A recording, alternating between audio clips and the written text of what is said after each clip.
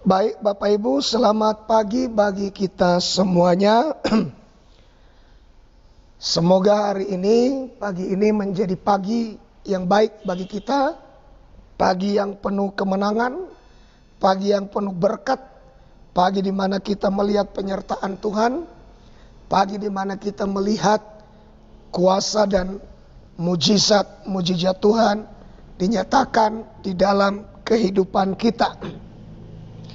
Bapak Ibu, kita akan lanjutkan pelajaran kita pada pagi hari ini.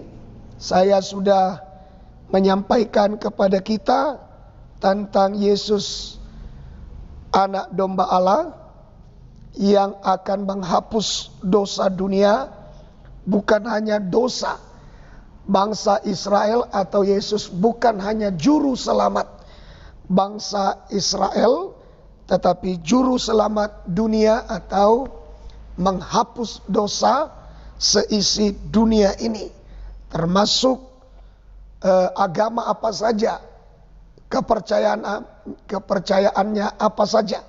Yesus juga datang ke dalam dunia ini untuk mereka dan untuk semua orang yang mau percaya kepada Yesus. Nah, baik Bapak Ibu, sebelum kita lanjutkan, kita terlebih dahulu berdoa. Bapa Surgawi, berkati pemberitaan firman Tuhan pada pagi hari ini. Biarlah renungan pagi yang kami boleh dengar memberkati kami, urapi saluran internet dan semua peralatan yang kami gunakan, sehingga semua yang mendengar sama-sama terberkati. Di dalam nama Yesus kami berdoa. Amin. Nah, Bapak Ibu, mungkin banyak yang mengatakan bahwa kenapa mesti harus Yesus yang diberitakan. Semua tentu punya visi masing-masing, punya tujuan masing-masing. Tetapi saya menyampaikan pelajaran-pelajaran tentang yang saya awali dengan pemberitaan tentang Yesus ini adalah tujuannya adalah penginjilan, menjangkau yang belum terjangkau, ya, memberitakan Yesus bagi yang belum sungguh-sungguh ya mempercayai Yesus Tuhan. Saya awali dari Yesus, ya saudara. Jadi kita punya visi masing-masing, kita punya tujuan masing-masing. Jadi pada kesempatan renungan pagi ini, saya akan awali dengan memberitakan Yesus, ya. Yesus sebagai anak domba Allah yang menghapus dosa seisi dunia. Yesus yang dinubuatkan oleh para nabi untuk menjadi korban penebusan dosa. Ya, saudara, pada kesempatan ini saya mau menyampaikan kepada kita begitu banyak orang Kristen yang sudah memiliki pemahaman tentang berbagai ajaran, tapi sayang ketika mereka ditanyakan, sudahkah engkau lahir baru, justru kadang-kadang mereka bingung. Jadi kita harus membangun dari dasar, saudara, ya, memulai dari dasar. Dan ini adalah bentuk jangkauan kami bagi jiwa-jiwa baru, ya. Kita gunakan kesempatan ini memperkenalkan Kristus bagi orang-orang yang belum terselamatkan. Mungkin kita berkata bahwa toh yang mendengar juga adalah orang-orang Kristen. Ya, untuk sementara bisa jadi, saudaraku, tapi rekaman ini akan tinggal di dalam media sosial. Tentu kita doa suatu saat, ya, orang-orang yang belum percaya Yesus, belum mengenal Yesus, Nah, siapa itu Yesus? Nah, kita mulai dari dasarnya supaya mereka memiliki dasar yang benar, dasar yang jelas mengenai siapa Yesus, sehingga ketika suatu saat mereka bisa dengar dan mereka bisa memahami, mengenal dengan baik siapa itu Yesus. Nah, baik Bapak Ibu, kita akan lanjutkan. Yesus telah dinubuatkan, ya. Kehidupan Yesus di dalam dunia ini, bagaimana ia ada di dalam dunia ini, Alkitab telah menubuatkannya, ya, telah menubuatkannya. Kalau kita melihat Kisah Para Rasul pasal yang ke-10 ayat 43, kita melihat di sana tentang dialah semua nabi bersaksi. Tentang Yesuslah semua nabi bersaksi, ya. Jadi saudaraku, kita harus memahami bahwa dari awal sampai akhir kitab suci atau Alkitab dicatat, itu saudaraku, ya, kita lihat bahwa sudah dinubuatkan oleh para nabi. Bahkan semua para nabi itu berbicara satu pribadi yang agung, yang akan datang menyelamatkan dunia, dan itu semua bermuara kepada Yesus saja, ya. Tentang dialah semua nabi bersaksi bahwa barang siapa percaya kepadanya, ia akan mendapat pengampunan dosa oleh karena namanya. Jadi kalau dunia ini percaya kepada Yesus, mereka akan beroleh pengampunan dosa dan mereka akan diselamatkan. Inilah yang akan menjadi tugas kita bersama, bagaimana kita bisa memperkenalkan Kristus kepada dunia. Bagaimana kita membawa kabar ini kepada dunia, sehingga dunia mengalami pengampunan dosa oleh karena percaya kepada satu nama, yaitu nama Yesus. Tempat kelahirannya telah dinubuatkan sebelumnya. Jadi Yesus itu bukan tiba-tiba muncul, ya. Kemarin kita sudah lihat Mikha menubuatkan, Yesaya menubuatkan bahwa 700 tahun sebelum Yesus lahir, dia sudah dinubuatkan. Mikha, dia sudah dinubuatkan oleh Yesaya.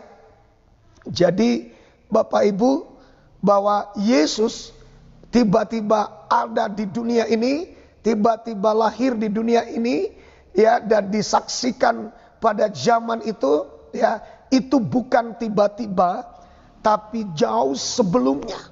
Bahkan sekitar kurang lebih 700 tahun dia sudah dinubuatkan. Baru 700 tahun kemudianlah baru nubuatan itu digenapi.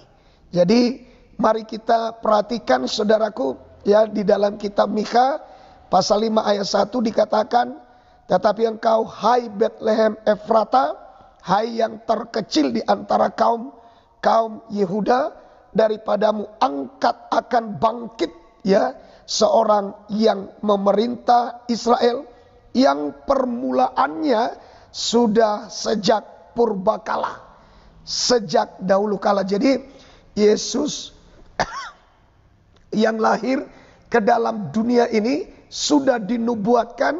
Siapakah dia? Ya, jangan lihat dia waktu dia ada dalam tubuh fisik, tapi lihat nubuatannya. Lihat siapa dia waktu dinubuatkan. Dikatakan bahwa dia sudah ada sejak purbakala, ya. Jadi dia itu kekal, ya, dari kekal sampai kekal, ya. Dia itu sudah ada sejak purbakala. Jadi waktu Yesus lahir, mereka berpikir bahwa dia lahir sebagai manusia biasa, padahal dia asalnya adalah sudah ada sejak purbakala, sejak dahulu kala. Sebelum dunia, langit dan bumi diciptakan, dia sudah ada. Sebelum nenek moyang kita ada, Adam dan Hawa, dia sudah ada, Yesus sudah ada. Sebelum Abraham datang ke dalam dunia ini dilahirkan dan dikenal sebagai Abraham, sebagai bapa orang percaya, Yesus sudah ada sejak purbakala, sejak dahulu kala Yesus sudah ada. Dan Mikha menyampaikan nubuatan ini 700 tahun sebelum Yesus dilahirkan. Jadi mari kita beritakan kepada dunia bahwa dunia ini akan berakhir, langit dan bumi akan lenyap, dan orang-orang yang percaya kepada Yesus akan menerima pengampunan dan akan diselamatkan, memperoleh kehidupan yang kekal. Nah, saudaraku, ternyata nubuatan Mikha ini dalam pasal 5 ayat 1 ini digenapi, saudara, dalam Matius 2. Ya, nanti kalau saudara baca Matius 2, saudara, dikatakan di ayat 1, ya, sesudah Yesus dilahirkan di Betlehem di tanah Yudea, ya. Yesus dilahirkan di Betlehem di tanah Yudea.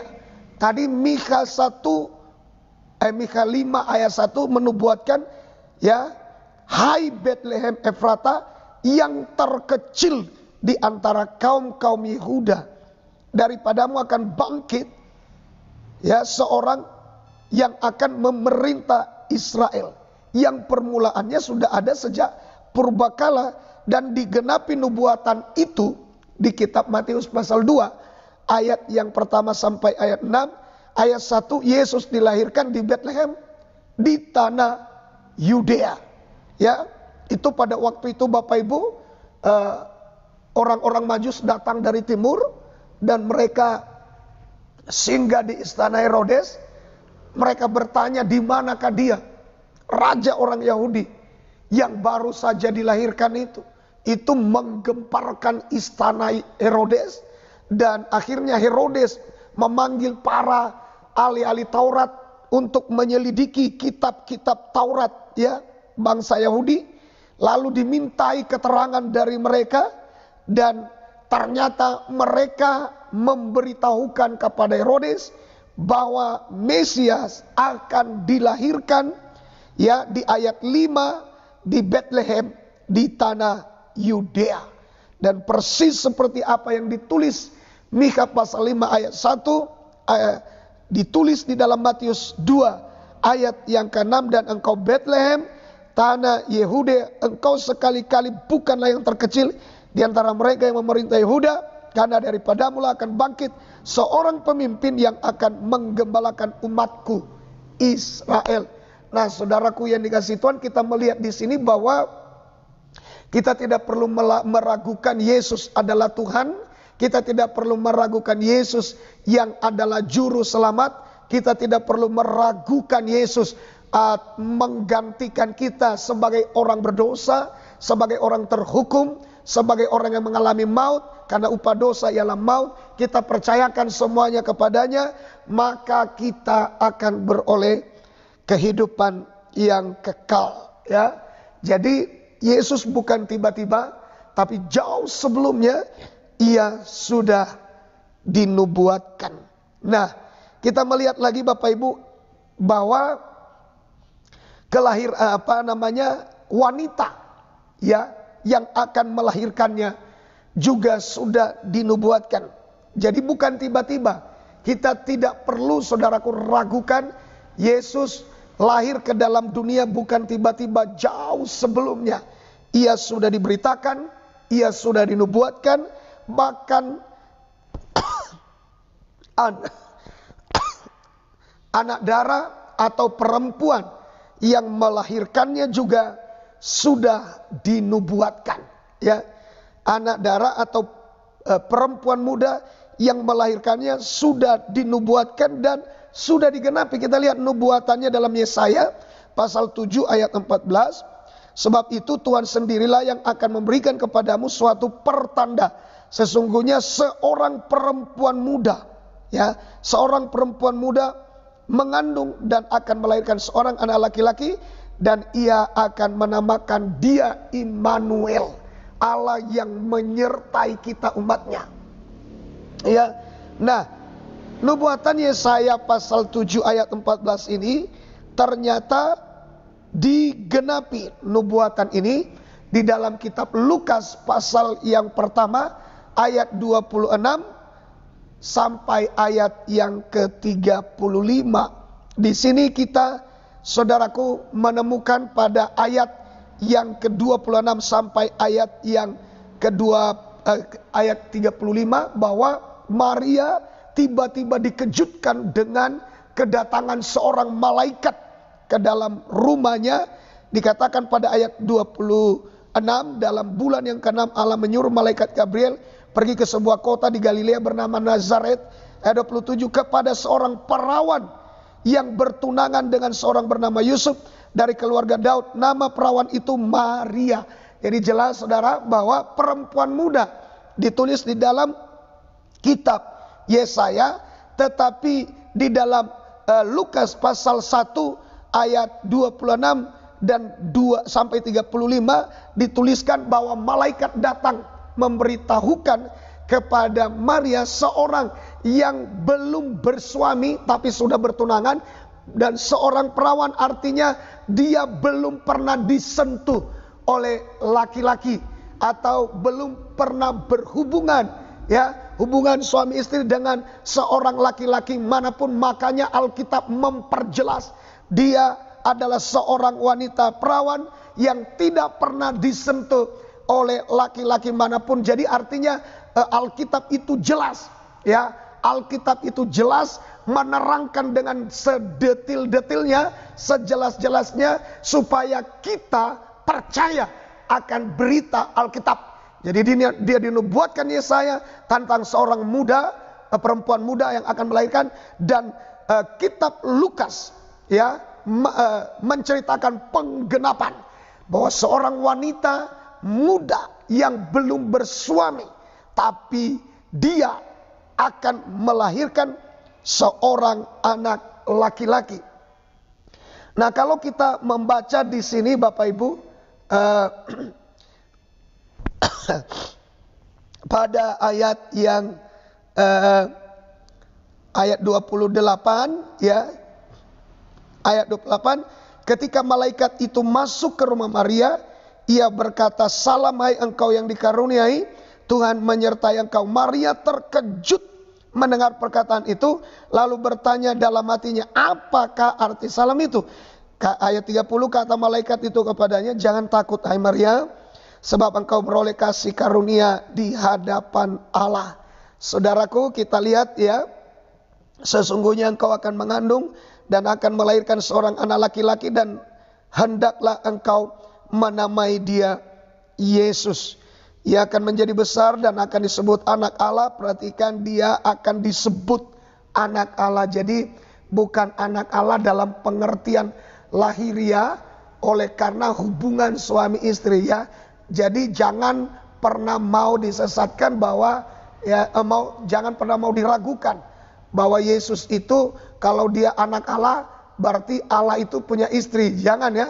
Ini hanya sebutan. Berulang-ulang saya menegaskan bahwa, ya, nama atau sebutan nama anak Allah kepada Yesus, ya, itu saudaraku bukan dalam pengertian dia punya ayah, dia punya ibu, tapi ini dalam hanya sebutan, ya. Dia akan disebut anak Allah yang Maha Tinggi, dan Tuhan Allah akan mengaruniakan kepadanya tata Daud bapa leluhurnya. Nah, di sini kita melihat, ya, pada ayat 34 kata Maria kepada malaikat itu, "Bagaimana hal itu mungkin terjadi? Karena aku belum bersuami." Jawab malaikat itu kepadanya, "Roh Kudus akan turun ke atasmu dan kuasa Allah yang Maha Tinggi akan menaungi engkau. Sebab itu anak yang akan kau lahirkan itu disebut kudus, anak Allah." Jadi jelas Bapak Ibu. Nah, bagaimana seorang wanita muda, ya, yang belum bersuami, belum melakukan hubungan suami istri, ya, tapi bisa mengandung. Ini bisa mengandung dan melahirkan seorang anak laki-laki. Artinya Kok bisa sesuatu yang tidak mungkin, sesuatu yang tidak masuk di akal, sesuatu yang mustahil, kok bisa? Nah, ini yang kita mau belajar, saudara. Satu, bagi saudara yang merasa tidak mungkin, bagi kita yang merasa mungkinkah aku bisa mengalami mujizat, mungkinkah aku bisa mengalami kesembuhan, mungkinkah aku bisa mengalami jalan yang tertutup dibukakan bagiku. Tapi kalau kita berpikir secara logika, itu tidak mungkin. Mungkinkah laut Teberau bisa terbelah dan membentuk sebuah jalan untuk orang Israel boleh lewat? Logikanya tidak mungkin. Nah, bagaimana caranya Bapak Ibu? Maria bisa mengalami mujizat yang besar ini, bisa mengalami keajaiban yang besar ini, bisa merubah pola pikir kita dari yang tidak mungkin menjadi mungkin. Bagaimana hal itu bisa terjadi? Ya. Nah, perhatikan ayat 30, kata malaikat itu kepadanya, "Jangan takut, hai Maria, sebab engkau beroleh kasih karunia di hadapan Allah." Yang pertama Bapak Ibu adalah Maria beroleh kasih karunia. Kasih karunia itu, saudaraku,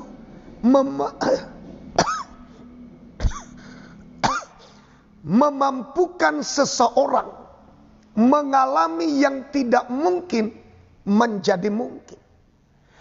Kasih karunia itu, saudara, memampukan seseorang lolos dari hal yang bisa membahayakan hidupnya, tetapi kalau ada kasih karunia di atasnya menjadi tidak membahayakan hidupnya.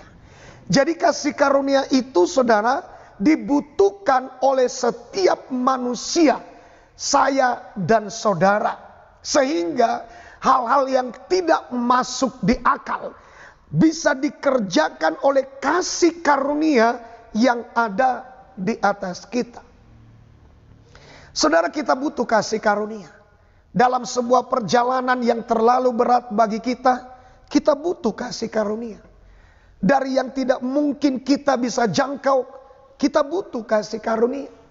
Dari yang kita lihat tidak masuk di akal, jalan bisa terbuka, tadinya tertutup rapat, tapi kok bisa? Bagaimana mungkin bisa? Kita butuh kasih karunia. Dan kalau hari ini Bapak Ibu, engkau berkata, aku manusia paling bejat, aku manusia paling jahat, aku manusia paling berdosa, mungkinkah aku bisa diselamatkan? Engkau butuh kasih karunia. Saudara, saya melihat pada waktu manusia dibinasakan ya oleh Tuhan karena dosa yang begitu besar pada zaman Lot. Nah, kita melihat Bapak Ibu apa yang terjadi dengan Nuh. Alkitab berkata, dan Nuh beroleh kasih karunia. Kasih karunia itu memampukan Nuh dan keluarganya lolos dari maut, lolos dari penghukuman kekal, lolos dari mara bahaya, lolos dari yang mau membahayakan hidup kita, lolos dari yang mustahil menjadi tidak mustahil, dan kasih karunia yang akan mengerjakan itu di atas kita. Bapak Ibu, saya tidak tahu saudara ada di mana. Saya tidak tahu pergumulan saudara. Saya tidak tahu penyakit apa yang sedang menghantui saudara, sehingga saudara mengalami bayang-bayang maut. Tapi saya mau katakan, dan saya mau pastikan, engkau butuh kasih karunia. Sebab kasih karunialah yang ada di atas Maria, yang akan menaungi Maria, sehingga Maria memperoleh mujizat yang tidak mungkin menjadi mungkin, yang tidak masuk di akal menjadi masuk di akal. Karena fakta bahwa Yesus atau Maria mengandung dan melahirkan anak laki-laki seperti yang dinubuatkan atau seperti firman yang disampaikan oleh malaikat yang datang kepadanya di Nazaret. Saudaraku yang dikasihi Tuhan, saya tidak tahu apakah terlalu berat saudara menjalani kehidupan ini, tapi saya mau pastikan kepada saudara, saudara butuh kasih karunia. Ya, saudara butuh kasih karunia. Dalam pekerjaan saudara, saudara butuh kasih karunia. Dalam menjalani hidup ini, saudara butuh kasih karunia. Terlalu berat saudara menghadapi orang-orang di sekitar saudara, saudara butuh kasih karunia. Saudara menjalani hari-hari di zaman COVID-19 ini, saya mau katakan saudara butuh kasih karunia. Kita butuh kasih karunia. Kasih karunia memampukan kita melewati beratnya perjalanan hidup. Kasih karunia memampukan kita melewati bahaya apapun yang ada di depan kita. Kasih karunia memampukan kita untuk melihat mujizat dan keajaiban yang tidak mungkin menjadi mungkin, yang tidak masuk di akal menjadi bisa terjadi dalam kehidupan kita. Saudaraku, saya teringat pada waktu Musa memimpin bangsa Israel keluar dari Mesir menuju tanah Kanaan, dan terlalu berat untuk Musa membawa bangsa ini ke tanah perjanjian. Dan saudaraku yang dikasihi Tuhan, ia berdoa kepada Tuhan, memohon agar Tuhan berjalan memimpin mereka di depan. Tapi Tuhan berkata bahwa kasih karuniaku akan kucurahkan dan kulimpahkan ke atasmu, sehingga saudaraku Musa dapat memimpin bangsa itu hingga masuk ke tanah perjanjian. Jadi kita butuh kasih karunia. Saya juga teringat saudara, pada waktu Paulus menanggung penderitaan, siksaan oleh karena ada satu penyakit yang bagaikan duri, ya, yang menusuk-nusuk, dan itu tentu amat menyakitkan saudara. Dan ia doa pada Tuhan. Ia berkata kepada Tuhan, cabutlah duri ini dari dagingku. Saudara, tapi saudara tahu, Tuhan menjawab dia, tidak mencabut duri itu. Tapi Tuhan menjawab dia, cukuplah kasih karuniaku padamu. Saudara, kita melihat bahwa kasih karunia memampukan Paulus melewati hari-hari di mana ada duri di dalam dagingnya. Nah, saya mau katakan kepada kita, bagaimana kita bisa kuat menjalani hari-hari kehidupan ini. Kita butuh kasih karunia yang akan memampukan kita, yang akan memberikan kita kekuatan untuk mampu melewati hari-hari kita walaupun berat. Ya, saya katakan jangan putus asa Bapak Ibu. Ya, jangan seperti orang-orang yang tidak kenal Tuhan, ketika mereka mengalami masalah berat, mereka mengakhiri hidup, ya, mendahului Tuhan, ya. Tetapi saudara, bagi orang percaya, bagi anak-anak Tuhan, ada kemurahan Tuhan beri bagi kita untuk kita kuat melewati hari-hari kita, untuk kita kuat melewati perjalanan hidup kita, ya, dapat menanggung beban kita, dapat menanggung persoalan kehidupan kita. Apa yang kita butuhkan? Tuhan menyediakan satu sarana untuk kita mampu melihat keajaiban di balik tantangan, di balik kemustahilan, yaitu kasih karunia. Dan saudaraku, pada waktu Maria berada di rumahnya di Nazaret. Dia dijumpai oleh malaikat dan berkata kepadanya, "Jangan takut hai Maria, engkau beroleh kasih karunia." Ya, engkau beroleh kasih karunia di hadapan Allah. Saudaraku, Maria adalah seorang wanita muda. Dia masih belum menikah dengan seorang bernama Yusuf. Ya, bahkan kalau kita baca ayat-ayat tentang Maria dan Yusuf, Yusuf hampir saja memutuskan untuk menceraikan Maria karena Yusuf sadar bahwa ia belum memperistri Maria, tapi kok bisa mengandung? Kok bisa mengandung? Ia belum tahu kalau Maria menerima semua itu adalah berkat kasih karunia. Saudaraku, apapun masalahmu, apapun kemustahilan yang sedang engkau hadapi, yang sedang engkau alami, yang sedang engkau jalani, di dalam nama Yesus engkau butuh kasih karunia. Di dalam nama Yesus kiranya kasih karunia turun atasmu. Kiranya kasih karunia melimpah atasmu, menjadi tudung yang akan menaungi engkau di dalam kehidupan sehari-harimu. Maka saya yakin dan percaya, apa yang tidak mungkin akan menjadi mungkin. Apa yang mustahil akan menjadi tidak mustahil.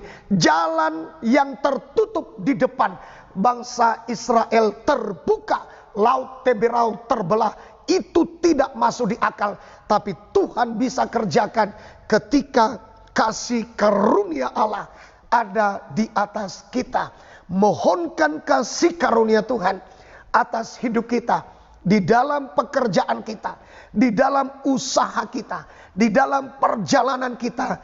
Lewat sakit yang sedang mungkin Bapak dan Ibu alami, mohonkan kasih karunia. Kasih karunia-Nya akan membawa saudara melihat yang mustahil menjadi tidak mustahil. Akan membawa saudara melihat ya keajaiban-keajaiban yang tidak masuk akal, tapi Tuhan bisa kerjakan bagimu dan bagiku ketika kasih karunia Tuhan ada di atas kita. Kasih karunia akan membawa saudara lolos dari berbagai macam mara bahaya yang mengancam dan membawa ketakutan bagi Bapak dan Ibu dan bagi sejumlah orang yang hari ini mau percaya Yesus dan menerima kasih karunia Tuhan di atas mereka.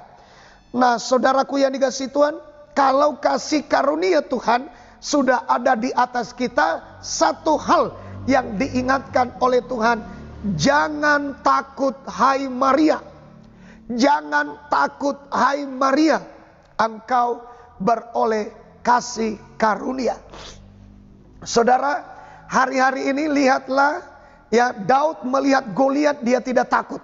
Ya, lihatlah saudaraku, masalah saudara ya, bahwa masalah itu menurut pandangan jasmani memang besar, tapi kalau saudara melihatnya secara rohani, dia kecil karena Tuhan kita lebih besar. Untuk itu kita butuh kasih karunia untuk memampukan kita melihat mujizat, melihat keajaiban di balik masalah, di balik tantangan kehidupan, di balik penderitaan, di balik salib, di balik penyakit, ada kemuliaan yang Tuhan mau nyatakan. Kok ada kemuliaan di balik penyakit? Saudaraku, saya teringat pada waktu Yesus menyembuhkan seseorang di dalam Alkitab, ya, atau mungkin seorang yang buta, ya, dan murid-murid bertanya kepada Yesus, "Guru, siapakah yang berdosa?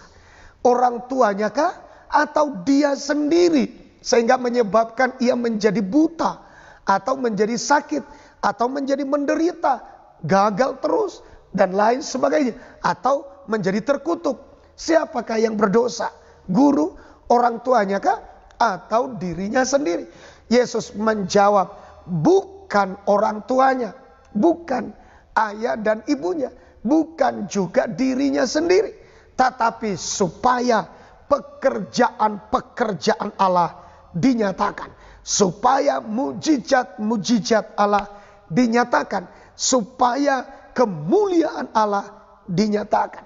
Jadi Bapak Ibu, di balik penyakit, kemuliaan Allah bisa dinyatakan, keajaiban Allah bisa dinyatakan.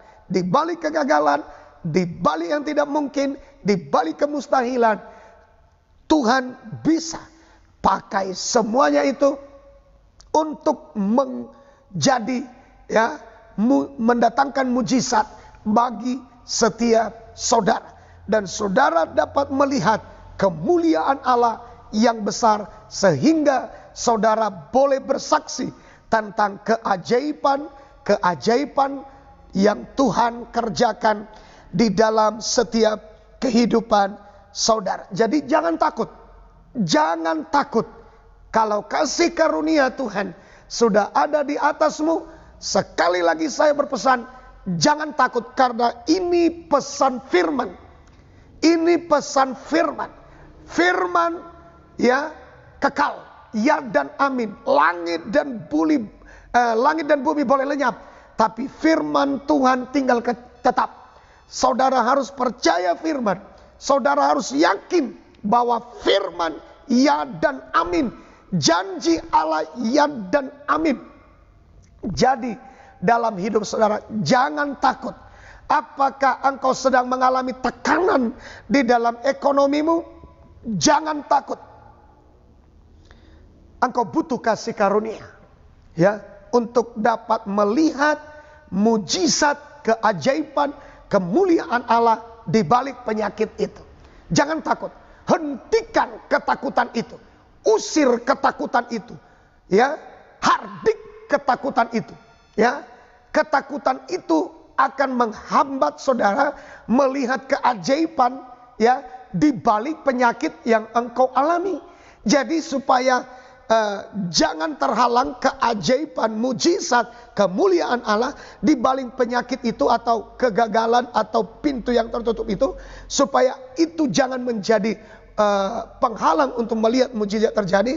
Buang ketakutan, terima kasih karunia Allah di atas setiap saudara. Nah, kita melihat Bapak Ibu, ini ingat jangan takut. Nah, perhatikan saudara, lalu iya betul, aku tidak takut sih. Aku percaya apa yang kau katakan, kasih karunia Allah kalau turun atasku, tapi masalahnya aku ini kan belum bersuami. Bagaimana mungkin itu terjadi? Aku kan belum bersuami. Mungkinkah itu bisa terjadi? Nah, kita lihat saudara ayat 33, ayat 34. Kata Maria kepada malaikat itu, bagaimana hal itu mungkin terjadi? Karena aku belum bersuami. Ini benar saudara. Kata Maria kepada malaikat itu, bagaimana hal itu mungkin terjadi? Karena aku belum bersuami. Jawab malaikat itu kepadanya, Roh Kudus akan turun atas. Jadi yang pertama saudara, bagaimana supaya kita bisa melihat kemuliaan Allah di balik kemustahilan. Bagaimana kita bisa melihat kemuliaan Allah, keajaiban, mujizat dahsyat, mujizat besar di balik jalan yang tertutup. Di balik pintu yang tertutup.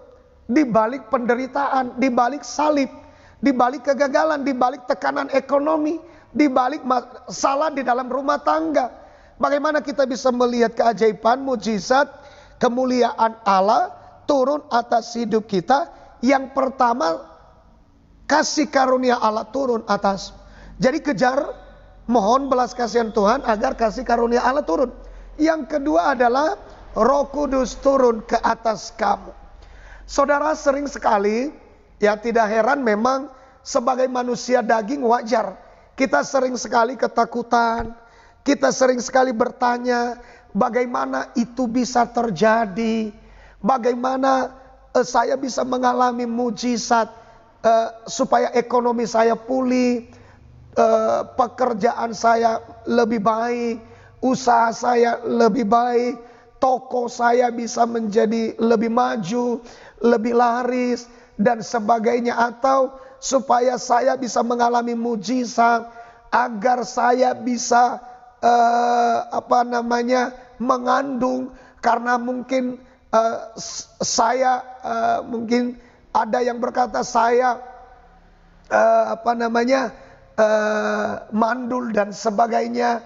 Tidak peduli apakah itu yang mandul adalah suami, apakah yang mandul adalah istri, atau pokoknya entah penyakit apa yang menyebabkan kandungan itu belum bisa terbuka. Saudaraku, itu juga adalah pertanyaan Maria. Sama. Itu juga dipertanyakan, bagaimana mungkin? Kalau Maria, saudaraku, berkata, bagaimana mungkin saya belum bersuami? Kalau mungkin kita berkata, bagaimana mungkin saya mandul? Bagaimana mungkin suami saya mandul? Bagaimana mungkin ada penyakit di kandungan? Bagaimana mungkin itu mustahil? Saya mau katakan, saudaraku, satu, engkau butuh kasih karunia.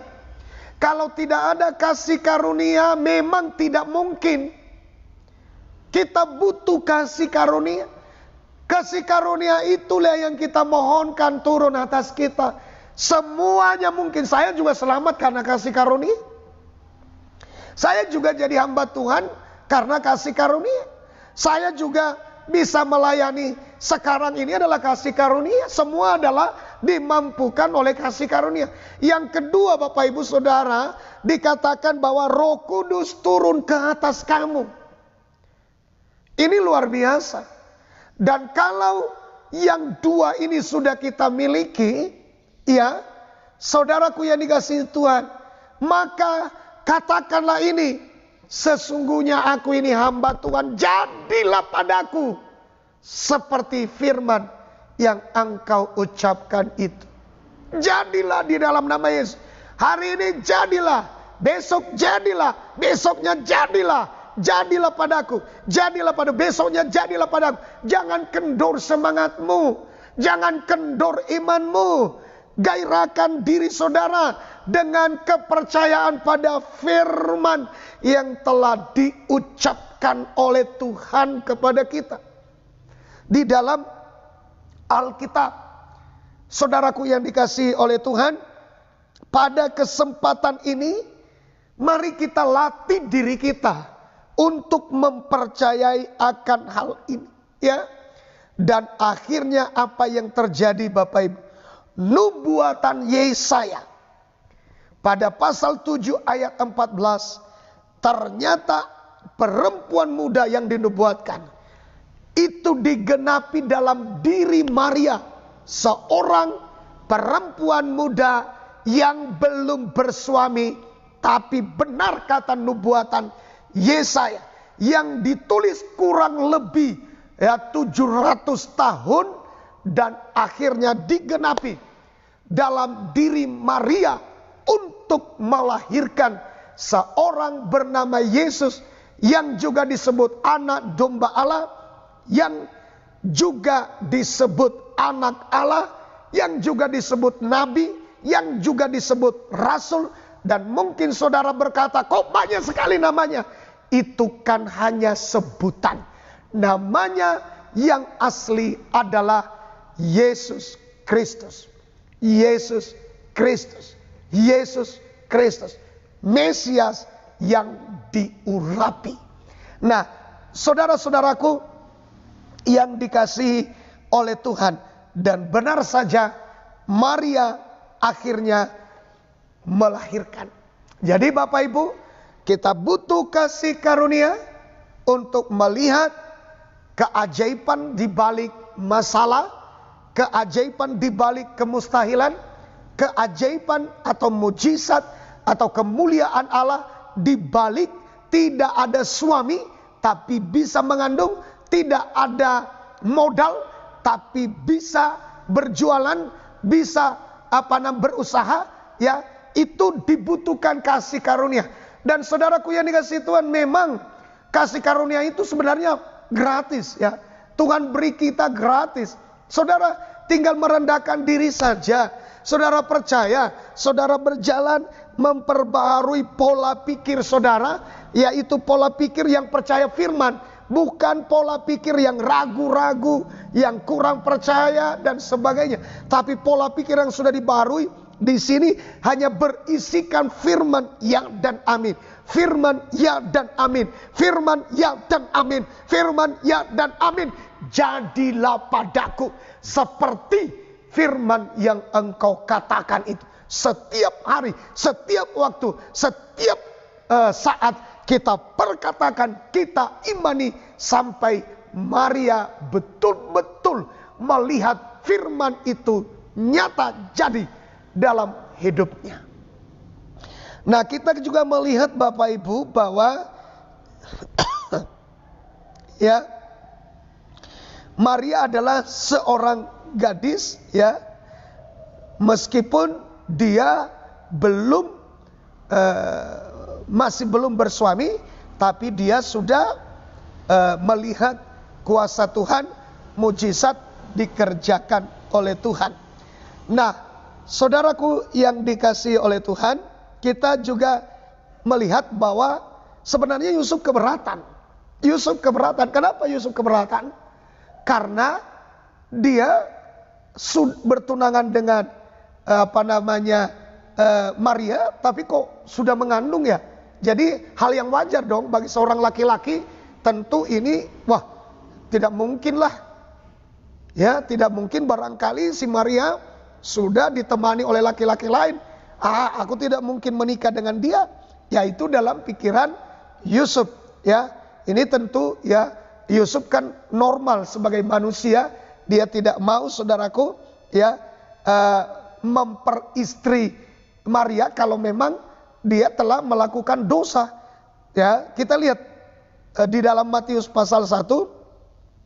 Saudara baca nanti di dalam ayat 18 sampai 25, tapi saya baca ayat 18-nya saja. Kelahiran Yesus Kristus adalah seperti berikut.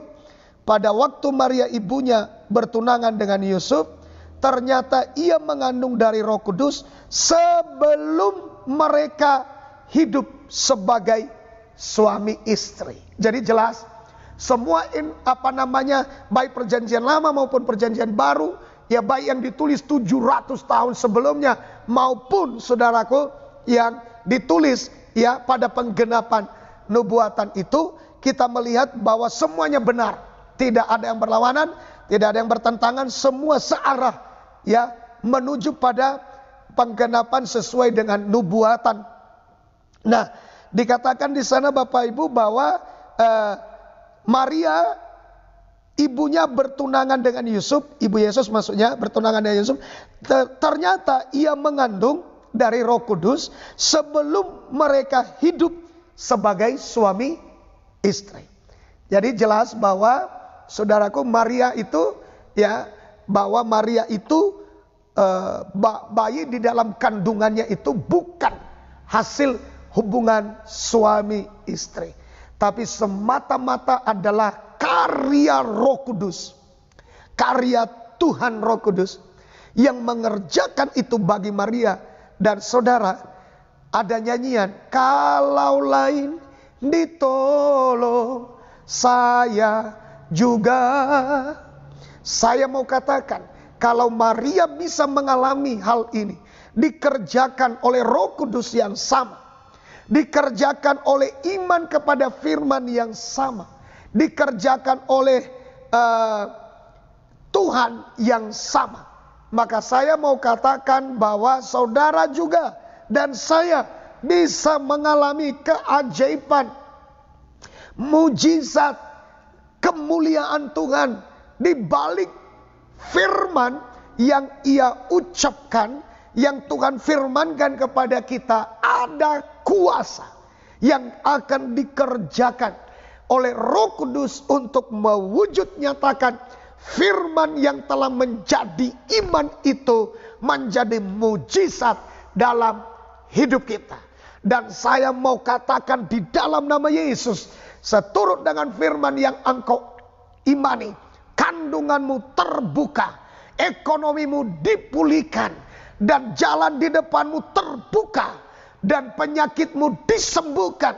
Di dalam nama Yesus terjadilah keajaiban bagimu, terjadilah mujizat bagimu, bahwa Yesus yang telah dinubuatkan dan telah mengalami penggenapan firman, iya dan amin. Ia adalah juru selamat yang menghapus dosa seisi dunia, yang akan menyelamatkan setiap saudara yang membuka hati, percaya dan terima dia. Maka keajaibannya akan saudara alami pada hari ini juga. Di dalam nama Yesus jadi padamu. Di dalam nama Yesus mujizat terjadi, keajaiban terjadi, kemuliaan Tuhan terjadi, dan pintu-pintu yang tertutup terbuka secara ajaib bagimu, bagiku, di dalam nama Yesus. Haleluya, haleluya. Baik Bapak Ibu, saudara bisa bersaksi di kolom komentar, dan saudara bisa mengikuti ibadah-ibadah kita. Nanti malam kita ada ibadah jam 8 malam.